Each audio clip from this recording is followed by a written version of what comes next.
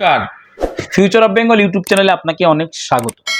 গতকাল রাজ্য সরকার ঘন্টা বাজাতে বাজাতে বলল, এবার রাজ্যে 10,000 কোটি টাকা চর্মশিল্পে বিনিয়োগ হতে চলেছে।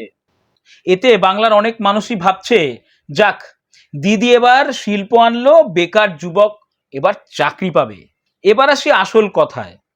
আপনারা কি একবারের জন্য ভেবে দেখেছেন, এত শিল্প থাকতে বাংলায় চর্মশিল্প কেন আনলো?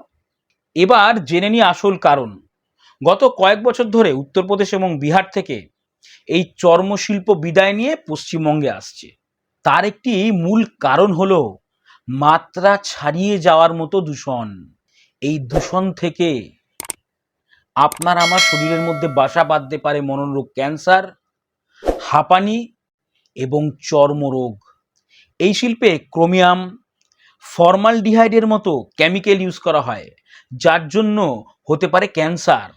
এই চর্মশিল্পের কারণে বাতাসে অ্যামোনিয়া, হাইড্রোজেন, সালফাইড মিশে গিয়ে আশেপাশে মানুষের হতে পারে হাঁপানি। हवा में प्रदूषण, पानी में प्रदूषण, हर चीज में प्रदूषण है। इसमें कई हादसे भी हो गए, 3-4 लोग एक्सीडेंट में मर गए, कुछ लोग दमे से दुनिया छोड़ के चले गए, हार्ट अटैक हो गया।